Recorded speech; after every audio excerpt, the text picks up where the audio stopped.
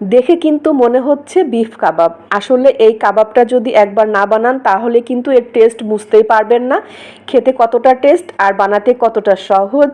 চিংড়ি মাছ, মসুরির ডাল, আলু দিয়ে যে এত মজার কাবাব তৈরি হয়, একবার অবশ্যই বানিয়ে খেয়ে দেখবেন। আসসালামু আলাইকুম সবাইকে, ঈদ মোবারক।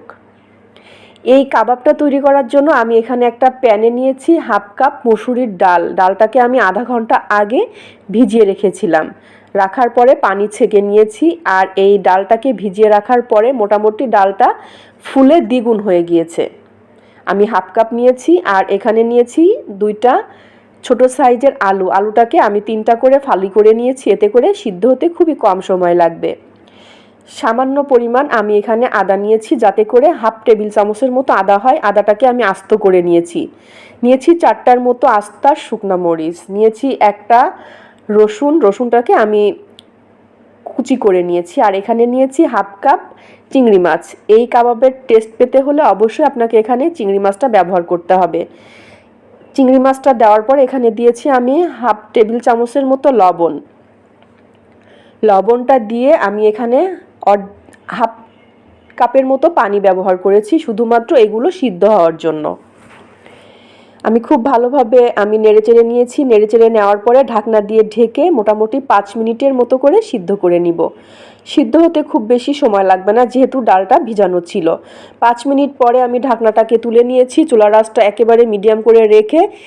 আর এইখানে কোনো পানি নেই, যদি পানি থাকে তাহলে অবশ্যই পানিটাকে টানিয়ে নিতে হবে। আমি খুব ভালোভাবে পানিটাকে টানিয়ে চুলা থেকে নামিয়ে এই সমস্ত উপকরণগুলোকে ঠান্ডা করে নিব। ঠান্ডা করে নেওয়ার পরে আমি গ্রাইন্ডার মেশিনে এটাকে পেস্ট করে নিয়েছি। চাইলে কিন্তু আপনারা এখানে শিলপাটায় বেটেও নিতে পারেন।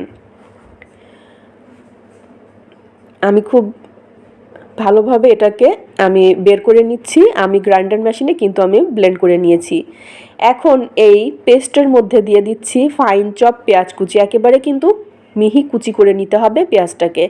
নিয়েছি 2 টেবিল চামচের মতো লাল সবুজ কাঁচামরিচ কুচি।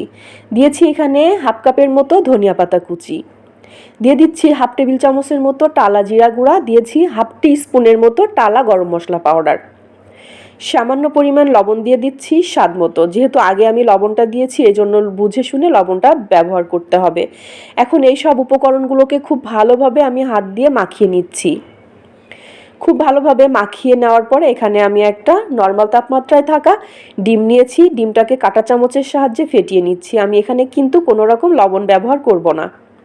খুব ভালোভাবে ফেটিয়ে নিয়েছি। নেওয়ার পরে এখন হাতটাকে ক্লিন করে এসে এই কাবাবগুলোকে তৈরি করে নিতে হবে। হাতে সামান্য পরিমাণ তেল মাখিয়ে নিয়ে আমি গোল গোল করে কাবাব তৈরি করে কাবাবের শেপ দিয়ে নিয়েছি। আর এই কাবাবগুলো খেতে কিন্তু অনেক টেস্ট, দারুণ একটা ফ্লেভার। আর খেতে কিন্তু এত টেস্ট, আপনারা কিন্তু এভাবেই করে একবার বানিয়ে খেয়ে দেখবেন। আর বিশেষ করে পোলাওয়ের সাথে এবং সাদা ভাতের সাথে খেতে তো দারুণ। কাবাবগুলো বানিয়ে নিয়েছি, নেওয়ার পরে এখন ডিমের মধ্যে চুবিয়ে নিচ্ছি। আর আমি চুলায় আগে থেকে তেল কিন্তু গরম করে নিচ্ছি। তেলটাকে গরম করে নেওয়ার পরে এখন আমি ডিমের মধ্যে কাবাবটাকে চুবিয়ে নিয়ে চুলার আঁচটা এখন আমি মিডিয়াম করে দিয়েছি। আমি কিন্তু হাই ফ্লেমে তেলটাকে গরম করে নিয়ে তারপরে যখন কাবাবগুলো দিয়েছি তখন আমি চুলাটাকে মিডিয়াম করে দিয়েছি।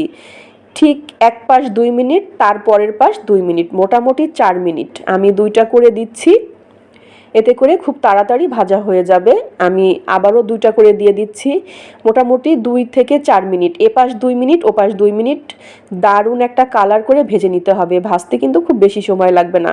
এই কাবাবগুলো ভাজতে গেলে মোটামুটি 4 মিনিট 4 মিনিট সময় ধরে কিন্তু আপনাকে দারুণ একটা কালার আসলে ভেজে নিতে হবে। আর এই কাবাবগুলো অবশ্যই একবার হলেও ট্রাই করে দেখবেন, খেতে কিন্তু এত টেস্ট। যখন কাবাবটা ঠান্ডা হয়ে যাবে মুচমুচে একটা দারুণ একটা মুচমুচে ভাব চলে আসবে ঠান্ডা হয়ে গেলে। ঠিক দারুণ একটা কালার চলে আসলে এই কাবাবগুলোকে আমি একটা একটা করে তুলে নিচ্ছি। আর এই কাবাবগুলো সাদা ভাত অথবা পোলাওর সাথে খেতে দারুণ টেস্ট। আপনার প্রিয়জনের সাথে অবশ্যই এই ঈদে ট্রাই করবেন। ঠিক এইভাবে করে আমি প্রত্যেকটা কাবাব তুলে নিচ্ছি। আজকের এই চিংড়ি মাছ, মসুরির ডাল, আলু দিয়ে কাবাব একবার হলেও তৈরি করবেন। আমাকে একটু কমেন্ট করে জানাবেন আসলেই কতটা টেস্ট। তাহলে সহজ রেসিপি পেতে আমার পেজটাকে ফলো করে একটু পাশে থাকবেন। আজকের মতো বিদায় নিচ্ছি। ভালো থাকবেন সবাই। আল্লাহ হাফেজ।